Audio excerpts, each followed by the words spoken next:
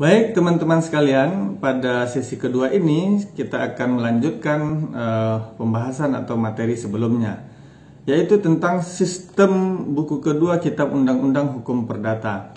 Kalau kita berbicara tentang benda yang terdapat di dalam buku kedua Kitab Undang-Undang Hukum Perdata, itu jelas menganut sistem tertutup, ya. Maknanya adalah bahwa orang atau pihak tidak dapat mengadakan atau membuat hak-hak kebendaan yang baru kecuali yang sudah ditetapkan atau ditentukan berdasarkan undang-undang atau peraturan perundang-undangan. Jadi orang atau pihak hanya dapat mengadakan hak kebendaan tergantung daripada sudah ada ditetapkan oleh peraturan perundang-undang saja atau belum, ya. Hal ini dapat kita lihat misalnya di dalam pasal 584 Kitab Undang-Undang Hukum Perdata yang pada pokoknya menyatakan bahwa hak milik atas suatu kebendaan tidak dapat diperoleh dengan cara lain melainkan dengan pemilikan karena perlekatan, karena daluarsa, karena pewarisan baik menurut undang-undang ataupun menurut wasiat, dan karena penunjukan atau penyerahan atas sesuatu peristiwa perdata untuk memindahkan hak milik itu dilakukan oleh seseorang yang berhak berbuat bebas terhadap kebendaan itu. Nah, berdasarkan ketentuan ini, orang atau pihak lain tidak boleh menciptakan hak milik baru selain yang disebutkan di dalam undang-undang itu. Keadaan seperti ini menjadi sebaliknya pada sistem yang dianut, ya, nanti di dalam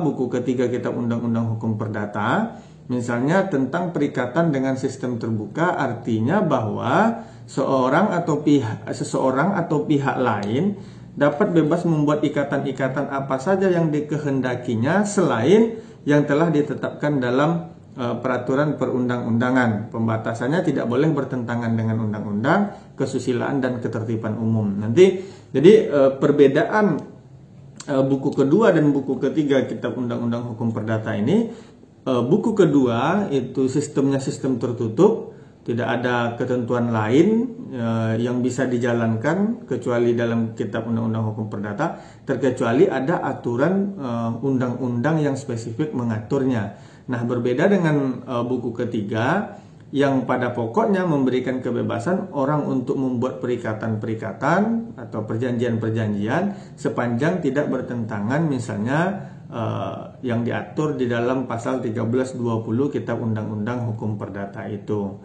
Nah, sistem terbuka itu di buku ketiga nanti kita akan bahas lagi lebih spesifik. Tentu termaktub di dalam pasal 1338 Kitab Undang-Undang Hukum Perdata yang pada pokoknya menyatakan bahwa semua perjanjian itu sah dan berlaku, ya, menjadi undang-undang bagi mereka yang menyepakatinya, ya, sepanjang dia tidak bertentangan dengan pasal 1320 yang memuat tentang syarat sahnya suatu perjanjian. Nah, itu sistem, ya, sistem yang ada di dalam buku kedua Kitab Undang-Undang Hukum Perdata. Yang kedua, pembahasannya adalah tentang benda, ya. Kalau kita berbicara tentang pengertian benda dari awal materi ini disampaikan di awal perkuliahan, kita menyatakan bahwa benda itu adalah objek, ya. Kalau kita berbicara tentang subjek adalah orang dan badan hukum. Badan hukum nanti terbagi lagi privat dan publik.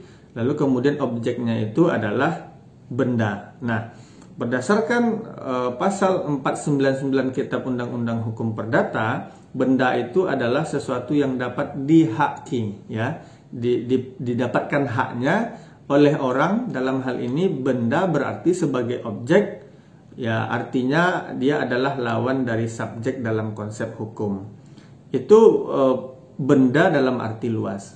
Lalu kemudian perkataan benda itu, ya, dalam perspektif, ya, dari literatur yang ada menyatakan bahwa benda itu adalah barang yang dapat terlihat saja. Nah, ini nanti bisa kita diskusikan lebih spesifik dalam konteks temuan-temuan atau sesuatu hal baru yang ditemukan oleh para ahli dan para hakim dalam mengambil sebuah putusan.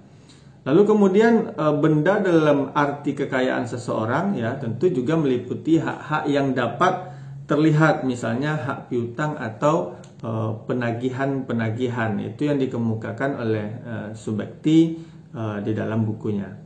Nah, menurut undang-undang ya, kalau kita baca undang-undang di sini tentu kita berbicara tentang Kitab Undang-Undang Hukum Perdata dalam pasal 499 yang menyatakan bahwa kebendaan itu ialah tiap-tiap barang dan tiap-tiap hak yang dapat dikuasai oleh hak milik. Maka dari itu dapat dikatakan benda itu bisa barang, bisa juga tidak, ya. Bisa barang, bisa juga dia dalam bentuk hak. Barang sifatnya berwujud, sedangkan hak bersifat tidak berwujud. Jadi benda itu adalah barang berwujud dan barang tidak berwujud dalam bentuk piutang, ya.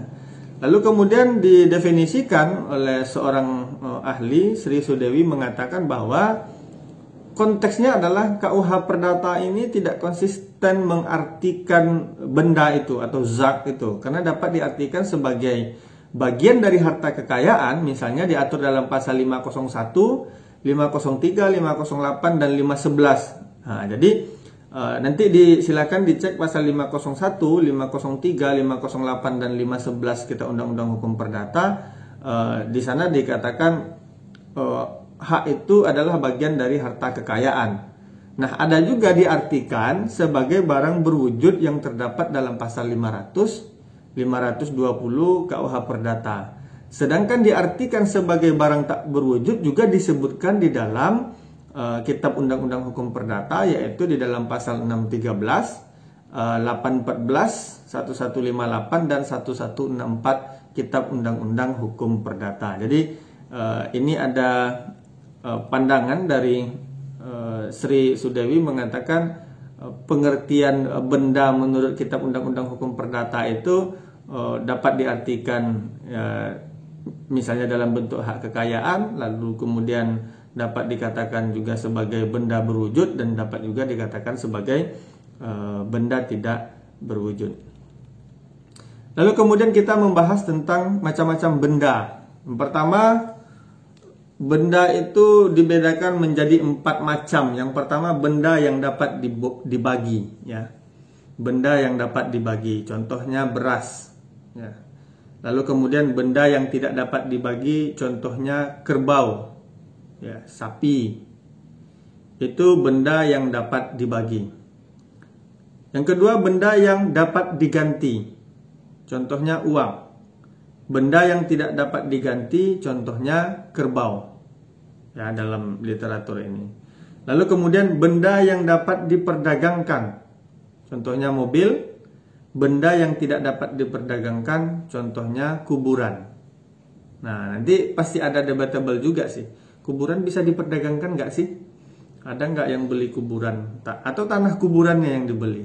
Dan seterusnya gitu ya. Lalu kemudian benda yang bergerak, contohnya TV, radio, dan lain-lain. Benda yang tidak bergerak, contohnya sebidang tanah. Nah, pembagian yang disebutkan, yang saya sebutkan di bagian terakhir itu yang paling penting karena mempunyai akibat yang sangat penting dalam hukum, ya. Lebih spesifiknya tentu hukum benda, karena termasuk ke dalam benda tak bergerak, ya. Benda tidak bergerak itu bisa karena sifatnya, ya, bisa karena tujuan pemakaiannya, dan bisa karena ditentukan oleh undang-undang. Nah, contohnya yang pertama, karena sifatnya, tanah termasuk segala sesuatu secara langsung atau tidak langsung karena perbuatan alam atau perbuatan manusia digabung menjadi satu dengan tanah itu. Misalnya sebidang pekarangan beserta bangunan, tanaman termasuk buah-buahan. Jadi kolaborasi, ya, perbuatan alam dan perbuatan manusia. Konteksnya gini, bahasanya perbuatan alam karena kita berbicara tentang hukum positif. Lalu kemudian yang kedua, karena tujuan pemakaian, contohnya mesin-mesin dalam suatu pabrik.